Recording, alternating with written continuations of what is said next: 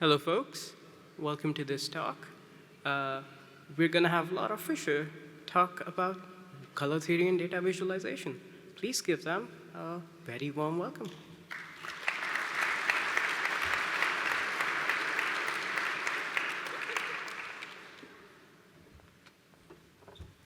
Oh my gosh. This is my first time doing this, so I hope this goes all right. We'll see. Okay. Thank you. I'm Laura, and I'm an artist, and I live in sunny Los Angeles. And I have a Bachelor of Fine Arts from the Penny Stamps School of Art at University of Michigan. Go Blue. And I paint. I paint abstract landscapes with oil paints, and I also draw, and I use both physical and traditional media and digital media. I draw on my iPad. And I create images with code, Python to be exact, using the wonderful Pi5 library, and if you don't know it, you should look into it. It's really cool. Where to find me? These are my details for the web here. That link to my site will have links for all of the stuff that I show in this talk. There's various websites and stuff that I link to. So, and I'm also presenting a poster on this same subject, so if you want to come chat about any of this stuff Sunday morning, 10 a.m. to 1 p.m., I'll be down in Hall A. Okay, so let's dive into how color works. So if I asked you all what part of your body sees colors, most people would say your eyes. But your eyes are just gathering light and sending information to your brain. They aren't machines measuring specific wavelengths or reporting some kind of numbers to your brain. They are not the ones that are deciding whether you're seeing green or blue. It is actually your brain that is deciding whether you're seeing green, blue, yellow, whatever. And your brain can even make up colors where there aren't any. So take this image here. Most people will see a bunch of colored spheres on a stripy background, but maybe that's not actually what's going on. Those are the spheres. Those are the colors. They're all that same beige. And it's just a matter of what colors stripes are over them that make you think they look colored. So I'll show you again. There it is with the colors. It's really hard to unsee, but those spheres actually are that plain beige color. So this image, it looks different to different people, and not everybody sees the same exact colors, but most people do see colors on those spheres, which is a good illustration of how your brain is interpreting color. It's not reading color wavelengths, it's interpreting the colors that it sees. And the important thing to note here is that your brain is perceiving color that doesn't physically exist. In other words, color is all in your head. So it's not what you think. So when you look at an image or an object, the colors that you perceive are dependent on lighting conditions, on time of day, and most importantly for us here today, the colors that you perceive are dependent on the colors that they are adjacent to. They're dependent on their context. So here is a stripy block. We can see two vertical stripes, a blue stripe and a light blue stripe and a dark blue stripe, and then some black stripes crossing over them. Or can we? Without those stripes, you can see that there's only one color of blue there. It looks kind of more like a medium blue without the stripes in. But going back to the original, this is called a Munker white illustration, and you can see that the color's dependent on what it's in line with. When the blue lines are in line with a white stripe, a very light color, they look dark. And when they're in line with the black stripe, the very dark color, they look lighter. And so that's one of the ways your brain is playing with what it thinks a color really is. But the important point, again, is that your perception of color depends on what that color is adjacent to. It depends on its context. And explorations of what happens to a color and adjacent colors and how they behave in context were a big part of the exercises that the artist Josef Albers used with his color theory students. Now, Josef Albers was a pioneer in studying how colors influence each other. He was a German artist and educator. He taught at the Bauhaus School in Dessau in the 1920s, and later at Black Mountain College and Yale University here in the States. As an artist, he's best known for his iconic series, The Homage to the Square, which he began in 1950 and continued exploring until his death. These pieces, there are like 1,000 of them. They're paintings and prints and all kinds of things. They were all methodical investigations into how colors interact with each other. Now, Albers also wrote the book about color theory, and that book is called Interaction of Color. It was first published in 1963, and it revolutionized how artists and designers understand and teach color theory. So I've got a couple of Albers-style exercises here to show you. These are the kinds of things that he and his students experimented with. You'll see the effects best if you look right in the middle of the image, and also, these projectors, I'm not sure how well we're going to see this, but we're going to try. So here's this first one. And we've got two groups of 3 stripes each. And is the group on the right the same color as the group on the left? Yes, they are the same color. And this is one that I think looks better in person than projected, but hopefully you can get the gist of it. What we're doing here is we're taking very different background colors and putting it behind the same color to try to change the way that color looks. Let me show you the next one. In this one, again, we've got 2 small rectangles on colored backgrounds, and the little rectangle on the right, is it the same color as the little rectangle on the left? And no, these two are actually quite different colors. You can see that the color on the left is kind of a greenish gray, and the color on the right is a darker grayish blue. And so this time we're using background color to make 2 very different colors look the same. And at the end of the talk, I will give some resources you can use to do some of these experiments yourself, and check this out on your own. All right, so what does this all mean for us in data visualization? Well, we know that from an ethical standpoint, we must represent our data in the most accurate way possible. And we probably don't actually need Tufte to tell us that, but it certainly doesn't hurt. But from Josef Albers, we just have learned that in order to use color effectively, it is necessary to recognize that color deceives continually. So we've learned that color is contextual and can be deceptive. So how do we create infographics and data visualizations with color, but without deception? And there are 2 main color theory concepts that we need to look at in order to understand how those colors influence each other: color weight and color temperature. And we'll start with color weight. And weight simply refers to the darkness or heaviness of a particular hue. And with these 2 pairs of colors that I've got up, it's pretty easy to tell which is heavier. The blue is much heavier than the pink, and the green is much heavier than the yellow. And now we're going to see how this projector does for us. Yes, all right. So I've shifted the weights of the colors there. And now it should be harder to tell which is the heavier in the pair.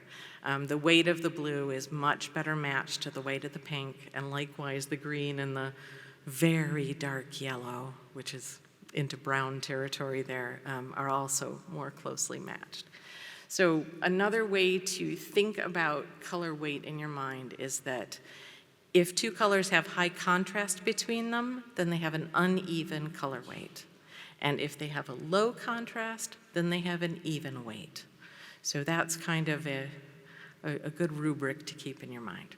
So let's see what this looks like in a little bit more real-world-ish kind of situation.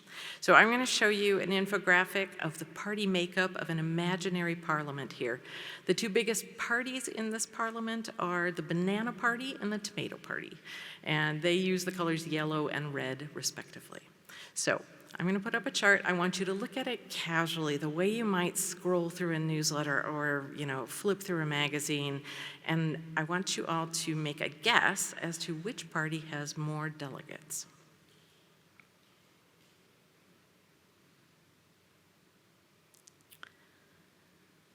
So when I showed this to people as I was making this, most guessed that the parties were about even, but there's actually a pretty big difference. The banana party has 15% more. It's 56 to 49 on the bananas there. But I don't think that that graphic really shows that very clearly.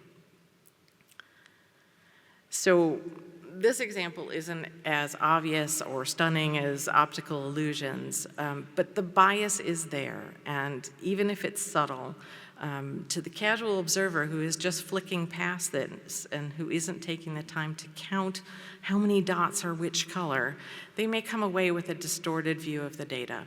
So how do we fix this? One way is to rebalance the color weight of the palette, so that the color weights are more even, so it's a bit better now. And here they are side by side, the before and after, and the color balance for each. Now, it looks more even when you balance the weights, and it gives the viewer a better chance of seeing the underlying data clearly. Now, in this example, the bias that I've shown mostly had to do with the color weight, but there is another factor going on there, and that's color temperature. So we will get right on to that. And you may be surprised in a color theory talk that I haven't shown a color wheel yet, but I'm only going to use it to show you the concept of color temperature, which is basically just a way to group colors. The cool colors are the blues and greens and purples, and they tend to feel colder and more passive. They recede away from you. And the warm colors are the reds and oranges and yellows, and they feel hot and active, and they advance towards you. You can see it a bit more clearly in these two paintings by Georgia O'Keeffe. In both paintings, there's lots of movement in the shapes and the composition, but the cool one on the left is more sedate, it's more calm. You can sort of fall into it.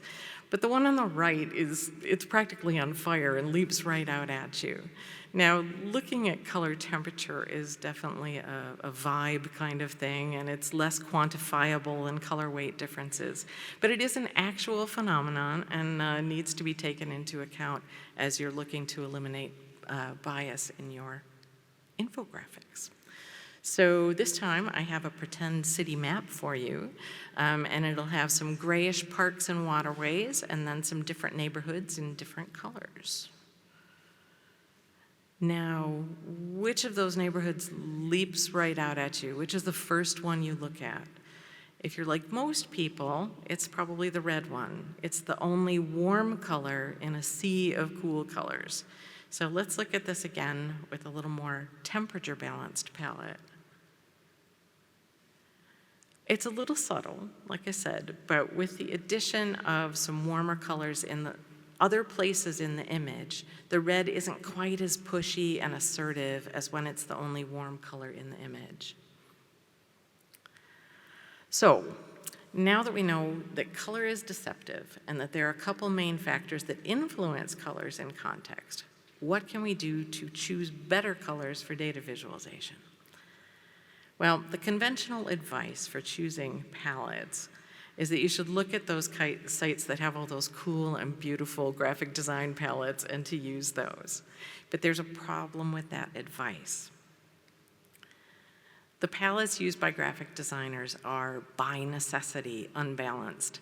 They need palettes with a variety of color weights so that they can use contrast to make legible design. So here we've got a cheerful and colorful palette, and a graphic designer can create heavy text on a light background. They can also create light text on a heavy background and keep everything readable. So these kinds of palettes, even though they're very pretty, can be inappropriate for data visualization because we're looking for balanced color weights. We don't want the excessive contrast that a graphic designer needs. So let's see if we can get a little bit better advice here. I say, start with one of those pretty designer palettes and alter the weights and the temperatures of the colors to be even across the palette. So you can see the originals on the left there and the adjusted palettes on the right. And I guess the next question is, well, how do you do that? And so once you find that palette that you like, what you want to do is take the colors in the palette in pairs and adjust them to match each other. So you go through all 4, 5, 6 colors that you have and make sure that they are all matched. And you can do that in, whatever image software you like to use that allows you to change color. And what you want to do is do things like make heavy colors, like that blue, make them a bit lighter. And you can take light colors like that beige and make them a bit heavier. And if you've got a brash outlying color, you could try desaturating it a little bit to bring it down and make it not so bold. So, and slight differences in weight are absolutely fine. You're going for kind of a general balance, not a super precise one. And slight balances in the weight are even desirable. They can be helpful for accessibility for people with divergent color perceptions. All right, so I've got 4 strategies to help you in this process. 1, RGB colors are an abomination. And yeah, make them go away. They are so unintuitive to use. So if you're trying to nudge a color this way or that, you're much better off working in a space like OKLCH or HSL. These systems let you specify a hue and a chroma level, which is like saturation, and a lightness or brightness level. And this makes it so much easier to adjust color weights. So you pull up those color pairs in your image editing program, and you can just use those little sliders till you get it a little bit darker, a little bit lighter, whatever it needs to be, get those chroma values about the same. One thing to note here is that these color spaces are really well supported in CSS. The support for them is a bit spottier in Python. There are Python libraries which will allow you to use them, but generally you're probably going to be using them in your image editing program anyway, and then you can translate those values to RGB for use in your Python tools. Okay, 2. There are lots of sites out there where you can check a foreground and a background pair of colors to make sure there's enough contrast to be legible. But we can turn that upside down and use those checkers to see how close in contrast our colors are. So instead of aiming for a high number that would indicate high legibility, we want to get that ratio down as close to 1 as you can. And a ratio of 1 is terrible for readability and legibility, so these tools are probably going to yell at you and throw up all kinds of warnings, but they're really good for if you are trying to get balanced color weights. Yeah, get it like under 1.5 maybe if you can. Another way to check the weights as you go is to drop your palette into black and white. So once you've got it kind of going along, you can drop it into your editor and just desaturate the whole thing into black and white. And that one won't help you so much with temperature issues, but it does give you a good idea of where there are weight differences in that palette. And again, some weight differences, little bits, those are great. That helps with the accessibility. And you can also, once you've done your final chart or graphic, whatever you're working on, you can drop that into black and white as well and double check that it's still working and legible there. Now, what are we going to do about these loudmouth colors? Some of them just want to overpower everything. I'm looking at you, red. So if you have to use red or orange, there are a couple things you can try to mitigate that. And this is definitely in the art, not science territory. So you can try desaturating that hot color a bit, take away some of its oomph. You can also try, you can try saturating the other colors, give the timid ones a little bit more oomph, or you can find a background color that makes your shyer colors pop out a bit. You want to look for something that's a complementary or opposite color. So for example, if you want a blue color you need to pop a little bit, try to find a background color that's got some orange in it, that kind of situation. There are, of course, some cautions and caveats here. Let's see, we'll just dive into them.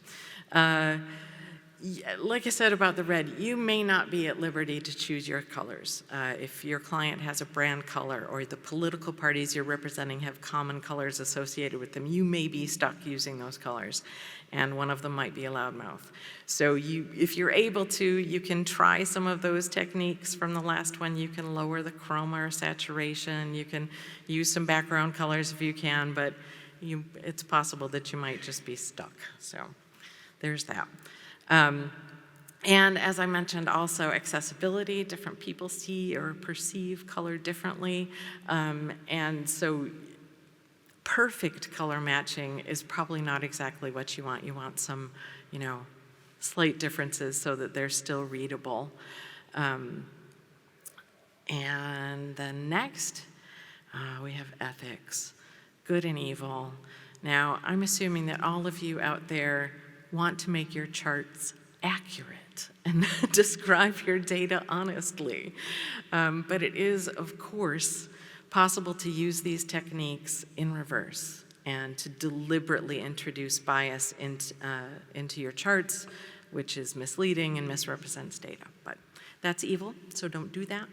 But do be on the lookout for it as you are looking at other people's work, and maybe you see a kind of funky looking color palette, and you go, are they using that to try to trick me or trick people reading this chart? So it's a good thing to just be on the lookout for.